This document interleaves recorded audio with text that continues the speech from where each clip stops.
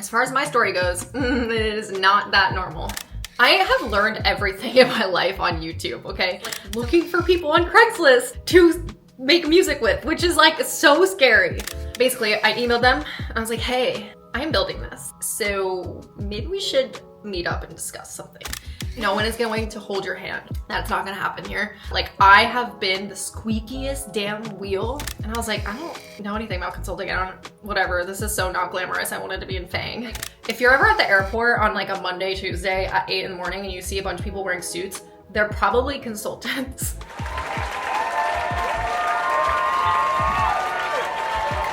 Hi.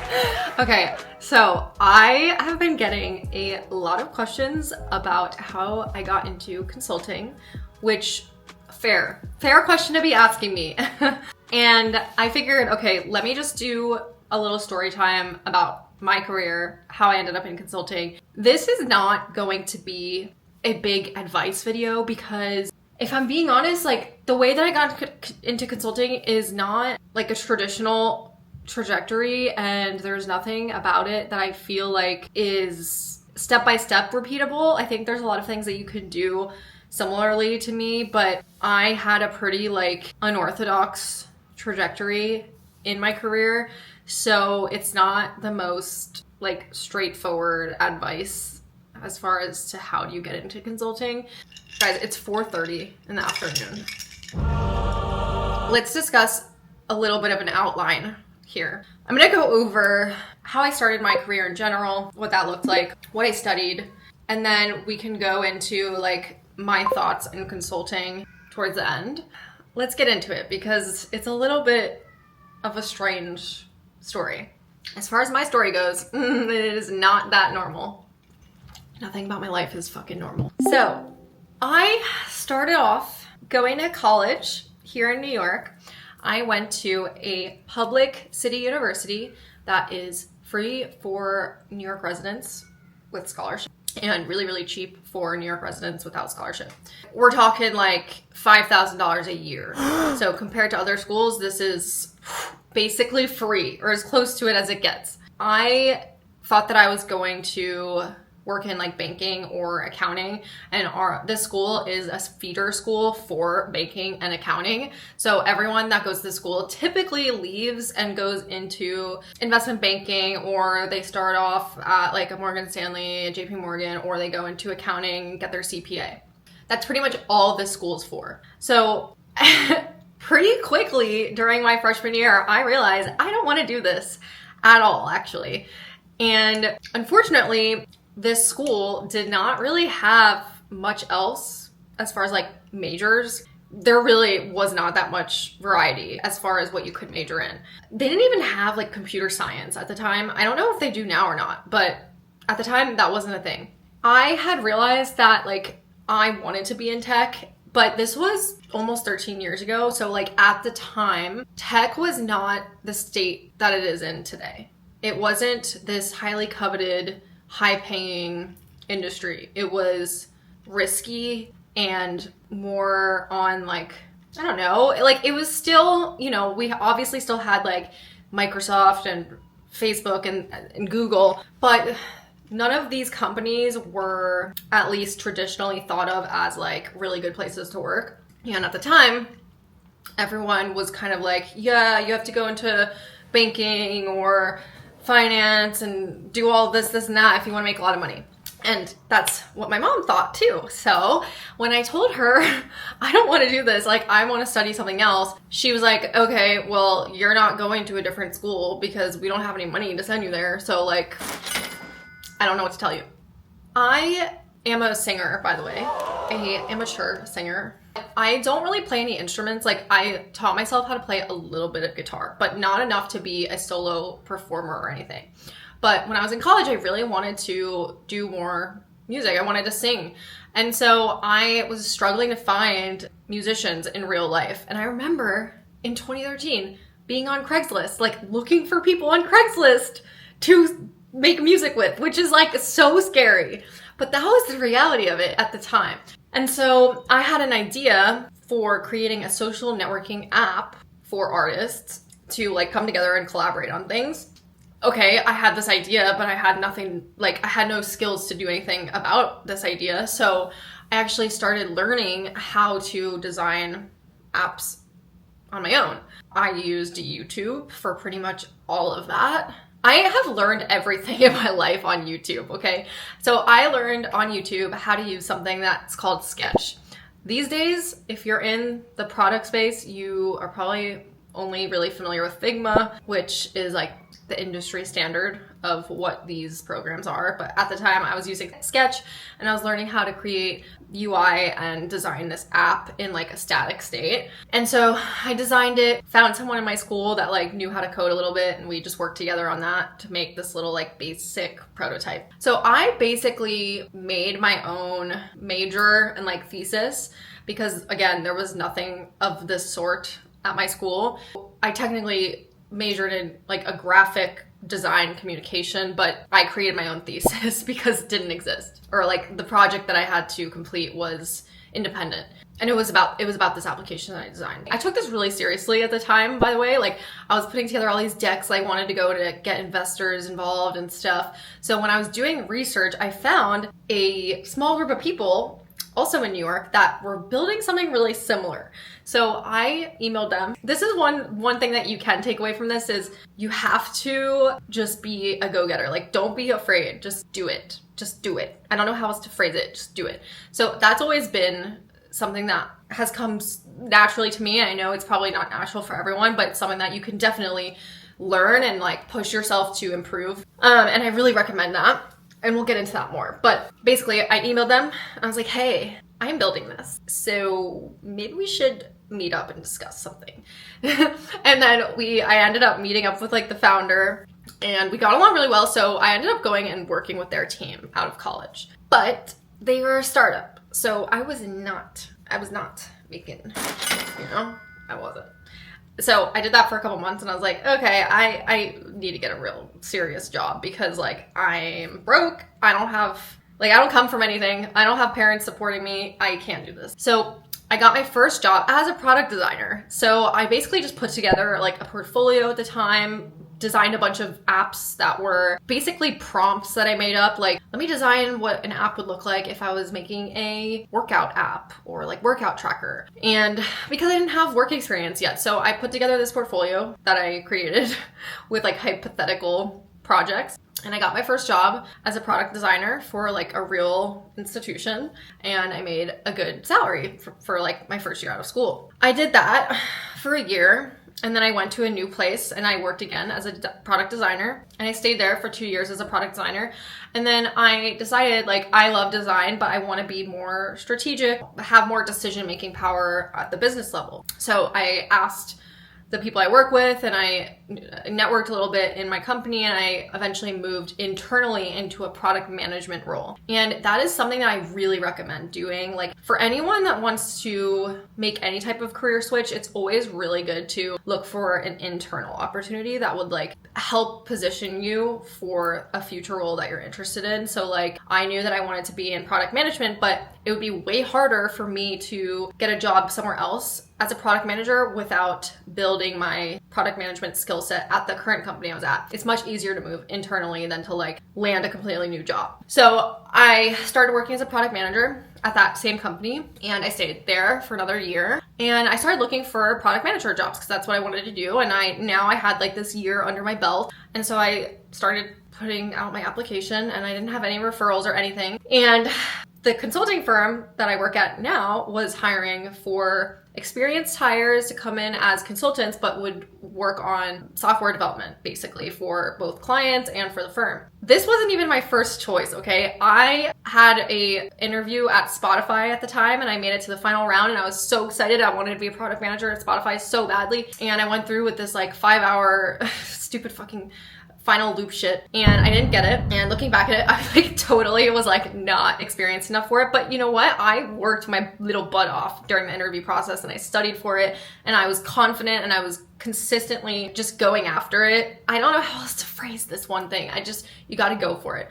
Made it to my final round, but I didn't get it. I ended up losing this opportunity to one other person. So then I did end up getting the role at this consulting firm. And I was like, I don't know anything about consulting. I don't whatever. This is so not glamorous. I wanted to be in FANG. I didn't know anything about consulting at the time. I started my job at this consulting firm, and I was basically working as like a product manager for this fraud detection tool that we were building. And I did have a lot of client-facing responsibilities because like basically we built this tool from 0 to 1, and then we had to sell it to clients. So I was basically acting as like a sales engineer in some sort of ways, where not only was I the product manager, but I was also demoing it and crafting scripts and narratives for different clients so that we could close licensing deals and also engagements. So that was my like first year in consulting. And it was probably the best full year that I've had out of the 3 that I've been here. After that, I was like, you know what? I want to be even more client facing. I want to be in strategy and like go to market and be responding to RFPs and be more in this strategic sort of role. So again, I looked internally, spoke to some people. Here's what I mean about going for it, okay? I reached out to several people that I knew were like potentially looking for resources within the firm. And I found something called like platform engagement lead. And I spoke to the hiring manager, on Teams, and we had a call. And then I went to my boss and I told him, hey, I think this person is offering me this project. And I really want you to know that like I love working with you and this has been such a great experience. And I still want you to be my like manager. But I really think that this other project is going to be better for my career and what I want to be doing, and I really hope that you support me. Most of the time that goes well because people can't really control what you want to do. So he was really supportive. So I moved and worked on this other project. After a couple months, I was like, this is just like operations. I was basically like a chief of staff, and that's fine. Wasn't really what I wanted to do. I moved internally again.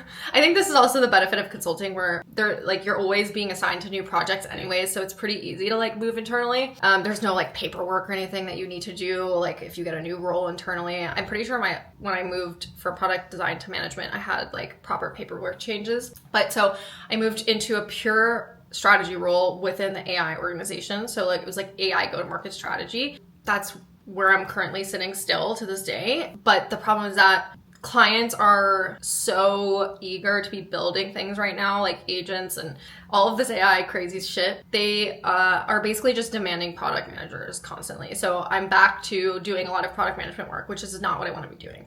That's what I'm doing right now. I hopefully will have some other news for you guys in like a week. That's my story. Okay, that's how I ended up where I'm at. So let's talk about some of the skills that I think are useful for getting into consulting, but really just for anything that you want to be doing. 1, you have to stop being afraid of being rejected. If you're afraid of being rejected, you are constantly going to be hurt. You're going to be rejected. There's so many times that you're going to get rejected in so many different contexts and situations. And if that fear is holding you back, then you're really just hurting yourself.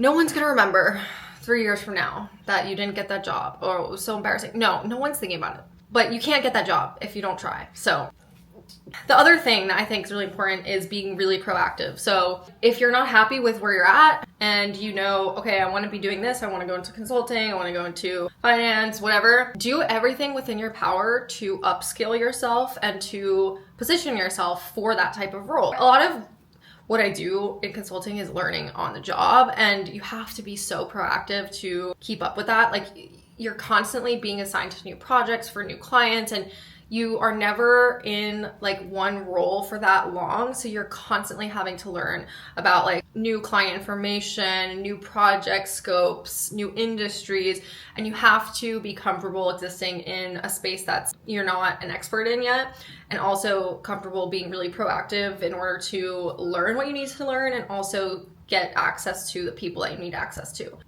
In consulting, it can be really easy to fly under the radar if you don't know what you're doing until it's too late.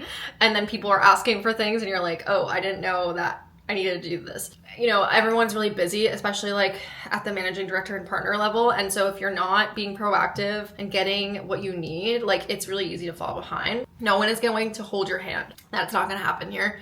Also, I think something really important is to just feel confident. Feel confident in your ability to do anything if you put the effort in.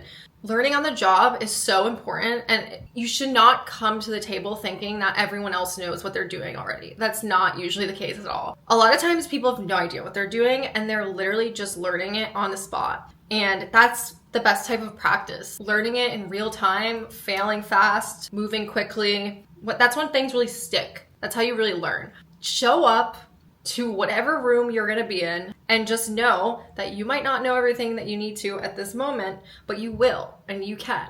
And you have to feel really, really confident in yourself that you can pull it off. Because whether or not you can pull it off is neither true or false yet, right? Like, it hasn't happened yet. You haven't failed yet and you haven't succeeded yet. So you might as well believe that you're gonna succeed, because that's the only way it will actually happen. You have to feel like really confident in your abilities, and then also follow through. Like, you can't just feel confident and not do anything. Like, you actually have to put in the effort, but that first piece is super important. And I think especially for women in consulting, like, you'll notice that you'll be on calls with like 10 people and you'll be the only woman there. There's not a ton of women in this space, especially at my age. And you have to have like a decently thick skin. I'm not saying that that's great or not. No, maybe that's a sign of a toxic workplace, but I'm not here to like fix the workplace itself. But you need to also like learn how to play politics. Unfortunately, a lot of consulting is politics. Like, there's a really clear hierarchy. You know, a lot of people really buy into the hierarchy, and you have to learn how to read different types of people. There might be a partner that you're working with, and then also a client-facing stakeholder, and then also some associates. And you have to know how to really communicate well and be empathetic to all of those types of people. And when I say empathetic, that doesn't necessarily mean like, oh, you should feel, you know, if this partner is being mean to you, you should feel for them. No, but you should know, okay, this partner is usually rude or impatient, and this is not, and I'm gonna learn a few different communication skills that are gonna work best for that type of person, and then apply it to him. But then it might be something completely different for your client stakeholder. So it's a lot of communicating, like communicative politics and hierarchy in that way. And I think it's also like, if you're a woman trying to get into consulting, you really need to believe in yourself. Like, going back to that confidence piece, like, something that I've seen so often is women get passed over for promotions or for good projects because they aren't speaking out about it, or aren't putting their hand up, or aren't demanding things. And I get it. I think a lot of it comes from a place where we're told that we shouldn't be that way, but also I think it's just scary. Like, if you're afraid of job security and all those things, it makes a lot of sense. But you need to remember that everyone else is going to do it. Or if it's not everyone, it's enough people that are going to do that. They're going to put their hand up. They're going to ask for those promotions. They're going to demand the good roles, and they're going to get them. You might as well also put your hand up there, because that's the only way. That's the only way you'll do it. I am a testament to that. Like, I have been the squeakiest damn wheel in my career, and I'm telling you, like, I really think that's the only reason why I've ended up and being able to move internally and all of these things. Like, I have always been the squeaky wheel. That doesn't mean that I'm like completely oblivious to like social norms. Like, I'm not like, it's not like I'm annoying, I'm trying to be annoying, or I'm being loud, or I'm being inconsiderate. That's not what I'm saying. I'm just saying, obviously there's an art to how you communicate everything, but you should communicate your needs and what you want and what you want your career to look like, and know that, like, it's not that people don't care. It's just that people are so busy that if you don't take the initiative to say these things, they just won't know. And they're not going to give you the opportunities if someone else is really working and, you know, in their ear about it. And that's just the reality of the working world, you know? I always tell other women that I work with, you need to tell your boss that you want this promotion. Tell them that you did X, Y, and Z this year. These were all of the results. So this is why you deserve to be promoted. This is why you need an extra resource. You're working this many hours. This person on your team is working this double amount of hours that they should be working. Like, we need this resource for this price, and this is why. Like, you obviously have to make your argument, but make it. Don't just like suffer in silence. Don't do that. Anyways, those are my soft skills, I guess, that I would say are necessary and can be applied to consulting, but also in other ways. Some of the things that I think are benefits of consulting are, one, I think you learn how to interact with a really large variety of clients and a lot of enterprise clients. You are able to develop a lot of working relationships with different people in some of these companies, and sometimes they're like C-suite level executives, and you have those relationships for your career. You also get a lot of experience in different industries. Like I came in fraud, I moved into just like general tech, then I moved into AI. Now I'm working in AI, but in customer service automation. So you learn a lot of like different applications for things. And I think it gives you like a really unique perspective on all of these different industries that a lot of people aren't familiar with. And I think that's a really cool part of consulting. I also think you learn a lot about how to navigate different personalities and how to navigate like really staunch hierarchies. And that's a double-edged sword, but I do think it's like a good experience and something good to learn. It's obviously really good for your resume. Like when I first started in consulting, I really didn't realize how many doors would be eventually open for me just because I had worked in consulting. I had no idea. But now knowing that, like I totally get it. I think it's a really great resume builder. Some of the problems with consulting, depending on where you're placed in your consulting firm, you could end up traveling and living like on site in different client like locations for weeks and weeks and weeks. So let's say there's a client and their office is in like Boise, Idaho. You might get sent out there to live there for a week, come home for 2 days, go back for a week, come home for 2 days, etc. If you're ever at the airport on like a Monday, Tuesday at 8 in the morning and you see a bunch of people wearing suits, they're probably consultants. Yeah, I luckily have not had too much of that. But like there's a lot of people, depending on what projects you're on, that have to do that. I don't know how sustainable that is. Depends on who you are, I guess, but it's not for me. The other thing is the double-edged sword of the hierarchy is there's so much politics. It can be really frustrating sometimes. The level of your work is not always going to be evaluated on just the quality of your work. A lot of times it's going to be based on your relationships. And that might be the case everywhere. It's really not as much. Like from my experience, I was more used to the quality of my output being evaluated more than like my relationships with different partners and different clients. So that was a little bit different for me, and the hours can end up being insane.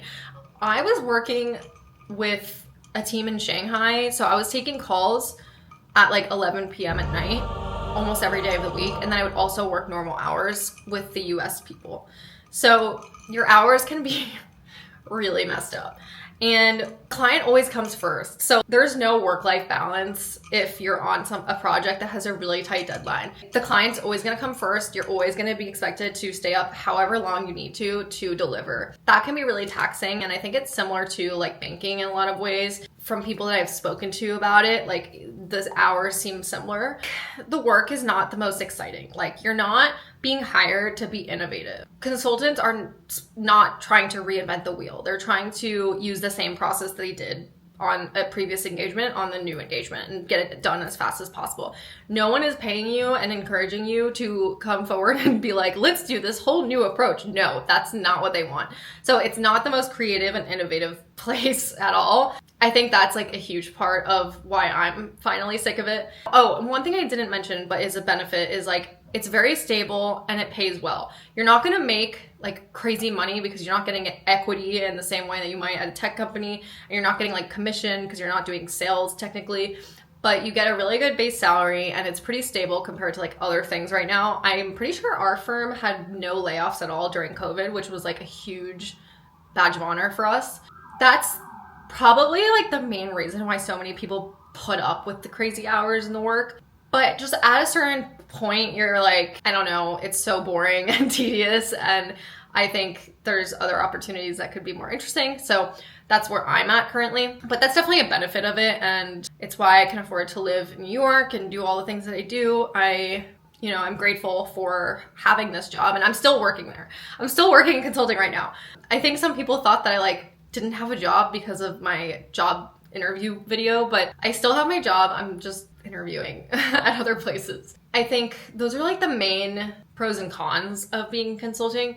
I don't recommend going to business school or like getting your master's just to try to get into consulting if you're gonna have to pay for it out of pocket. Don't do that. Don't do that. There's ways to get into consulting without that. A lot of consultants that I speak to that are like newly grads or new grads say that they took classes in college that were like specific about Salesforce, SAP, Workday, Guidewire, stuff like that. So if you're in school and they offer that type of thing, that would be good to take, because a lot of times consulting is hiring for like really specific skill sets. So like they might want someone who knows a lot about Salesforce because there's like a whole Salesforce practice within these firms, or Guidewire similarly. And if you're, not in school anymore and you're older, you could still get like certified. You can get certified in certain things. Like I know Salesforce has a bunch of classes, Google.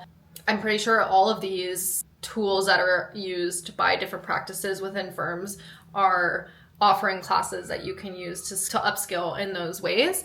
I also think if you're looking for a role in consulting, like you should look for what they seem to be hiring the most of. So like if Accenture seems to have tons of different job listings for Salesforce implementation specialists, and you have a little bit of Salesforce experience, you should be applying for those rather than like one specific really niche role that they're hiring for that maybe they only have like 1 or 2 headcount opens for. You will have a much easier time getting an interview if there is a much higher headcount that they're hiring for. So look for that type of job. And also like just be strategic in what you would want to do in consulting. So like, yes, we have these practices for Salesforce and SAP and finance transformation and all of these things. But if you're interested in environmental science, or if you're interested in finance risk, credit risk analysis, etc., look for those specific verticals. So go on to like BCG, McKinsey, Accenture on the websites and look at their verticals that they have and try to understand where that set of skills is placed within the firm, and then look for jobs there.